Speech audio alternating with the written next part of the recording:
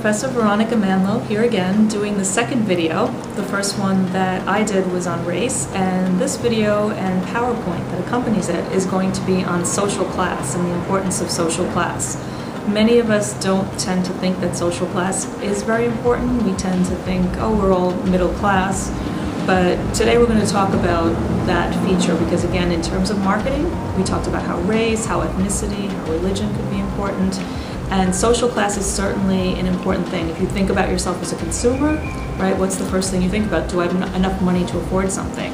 And for some people who have trust funds, who have, very high executive pays, salaries, for them, stocks, all types of benefits like that, perhaps it's not really a consideration at all. So certainly we each belong to a social class, and that affects us as an individual, affects us as a consumer. So we're going to look at some classical theories, we're going to look at various approaches to understanding what social class is, and then we each have to think about how does it affect us in our life, what is our particular orientation as a consumer based on class, and how does that intersect with race, how does that intersect with ethnicity and with other factors.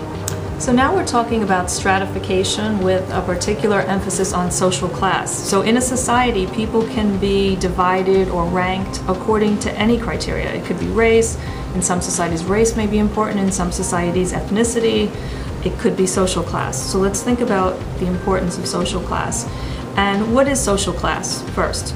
It's a mix of income, education, wealth, occupation. We can look at all of those things together, and also maybe cultural habits and skills come into play.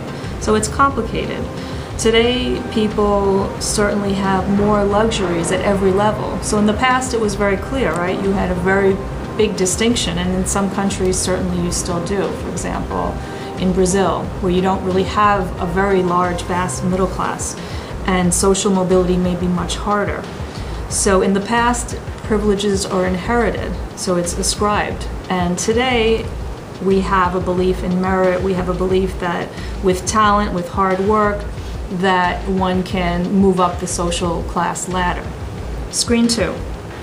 We're going to look at some classical theories of social class. And one of the most important ones to know about is Karl Marx's theory of social class.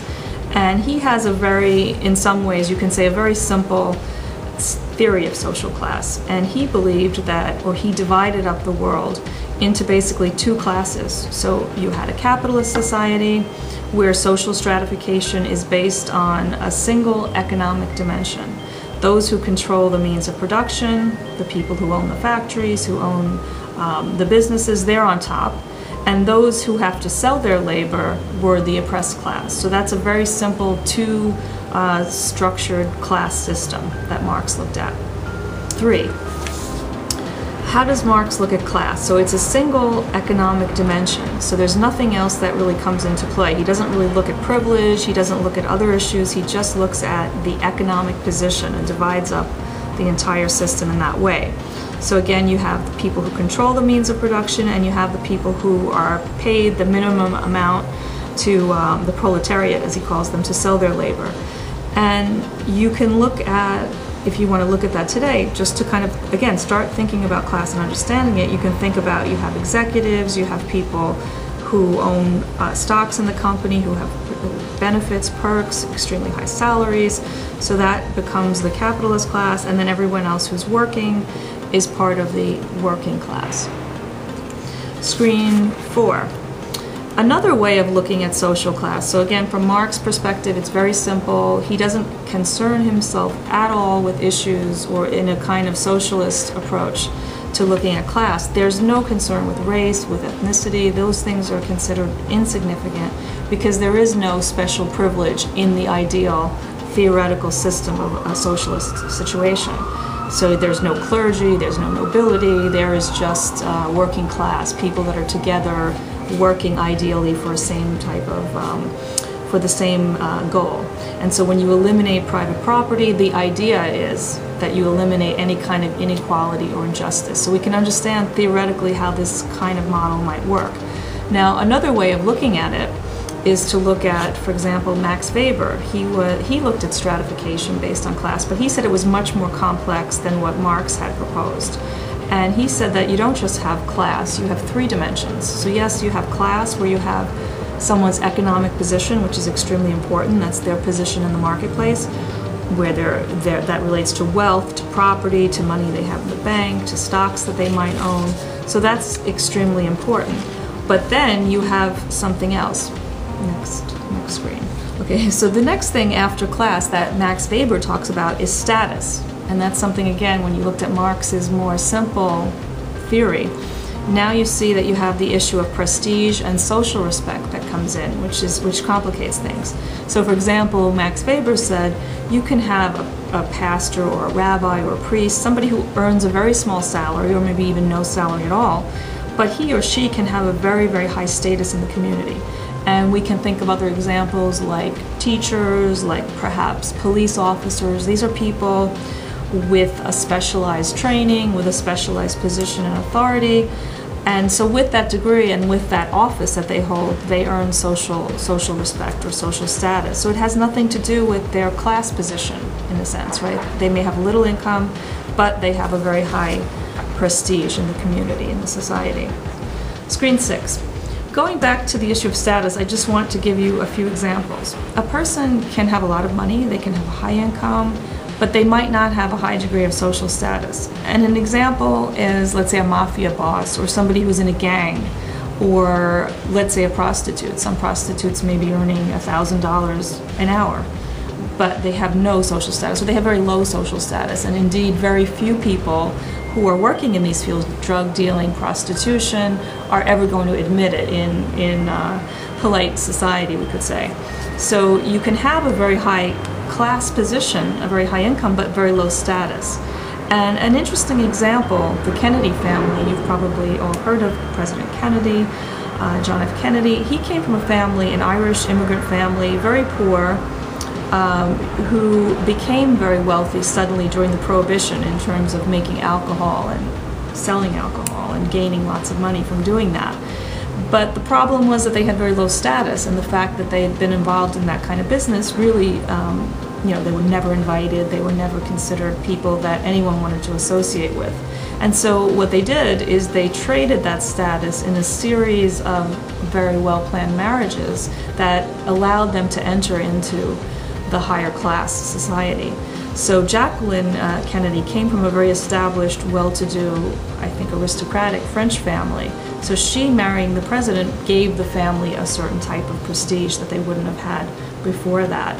And we can think also in today's consumer society how status symbols can confer prestige on a person. So owning a Louis Vuitton handbag, right, or wearing Gucci loafers, those are things that people might feel, even if they don't have a very high income, if they don't have a very high status from a position, from education, from connections, maybe what they can do is show those symbols, and it gives the illusion of belonging to that type of status. Screen 7. Also, an important thing to think about is that status can be lost. So we have many, many examples of people from entertainment, from politics, people from popular culture who had very high status, who were respected, who were highly regarded, but because of some actions lost that. And a very good example that you probably heard about, O.J. Simpson. He was really a person, football hero, beloved American icon. People from across the board really had a very high degree of respect for him. And then because of his criminal activities and the scandal, the O.J. Simpson scandal, where he was acquitted for killing his wife, but later most people at least believe that actually he did kill his wife. And so the implication is being implicated in such activities caused him to lose his status, and today he's not going to be someone that any company wants to represent them or that people would look up to in any way. So he kind of fell from grace. So that's an example of how people can lose status, and certainly people can lose economic position, class. If you lose a job, you're no longer, if you don't have a trust fund or you don't have lots of income, you've lost your class position as well. Today, an interesting thing to think about is how very recently it's happened, and this is a new phenomena, in a democratic society where we believe that you can move up and you can change your class position.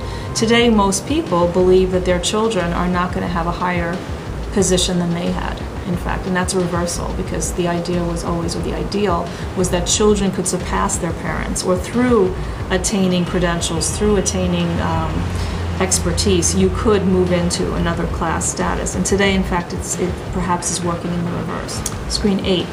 The last thing that Max Weber talks about that's important, and I think that a lot of us can relate to today, he calls party. And that refers to the power that one has through networks or connections. So through the connections we have to influential others. You can think about LinkedIn, you can think about networking events here at Brooklyn College. The idea is that you don't have any status, you don't have any economic power, but you can connect yourself with somebody, maybe through an internship, through, again, through social media like LinkedIn, to a person who does have power. People join parties. Again, the idea of party, the idea that you're connected to something larger than you that generates power. If you're a Democrat, if you're a Republican, you're part of a political party that will give you certain privileges. Right? If you're a member of the press, if you work in certain agencies, UN or Homeland Security, or you're a police officer, being associated with those organizations gives you a particular kind of power. So again, the three different levels that he looks at. Screen 9. Now we're going to look at culture and how culture might come into the equation in an interesting way. And a sociologist, Pierre Bourdieu, looked at social class in terms of economic capital and also social and cultural capital. So this is an interesting idea, because now we're looking at this issue that some people just are dealt a better hand of cards, as we could say. So there are some people who have opportunities, who are born in a certain situation, and we can look at that in terms of economic benefits. If you're born into an upper class family, the likelihood of you remaining in the upper class is very strong. Now, we were just saying how it's changing a bit, and now people who are born in the middle class are falling. And in fact, interesting, there was something, I think it was in the Wall Street Journal not too long ago, about African Americans in the middle class falling out of the middle class at a much higher rate than white Americans, than Hispanic Americans. So then we can look at, again, these other kinds of prejudice, discrimination that might be at play. But again, if you have a certain advantage and you're in a certain group that is privileged, there's going to be ways of maintaining that privilege. And so Pierre Bourdieu talks about this idea of cultural capital. So we have money, right? We have privilege, we might have education, but we also have a kind of symbolic wealth if we are in that upper class lifestyle. So people think about this. They inherit certain skills, they inherit certain habits, and oftentimes that can lead them into very good jobs, positions, education, rewards within the educational system. So that if, let's say, you're in the middle or upper middle class, or even in the upper class, the kinds of people you're going to be dealing with, teachers, are going to respect and are going to be giving you more opportunities, because they're going to feel that you have more potential. So the ideal is to remain in the class that you're in, and your family, your background, the people that you're connected with are promoting you in that, promoting you and pushing you along in that way. Whereas people in the working class don't have the habits, don't have the skills, don't have the opportunities, and the kinds of things that they learn may not be valued. So if you're from an agricultural family, or you're from a family where maybe you learned how to fix cars or do other kinds of things, those things are not going to be valued in the school system. They're not going to be as valued in the workplace as the kinds of connections and skills that upper class or middle class children learn. So when the teacher asks, how did you spend your summer vacation, and you are from an agricultural family, those experiences are not going to be as valued as going to the museum, going to Europe, doing things that are considered appropriate from a middle or upper class standpoint. So he looks at how people are able to maintain their position by factoring out others who don't have those habits, who don't have those experiences, and who don't have those connections. And oftentimes you can look at, for example, in New York City, you have certain kinds of schools that are special schools. They're within the public system, but they've had very, very successful high rates of for example, graduation and students going on to college.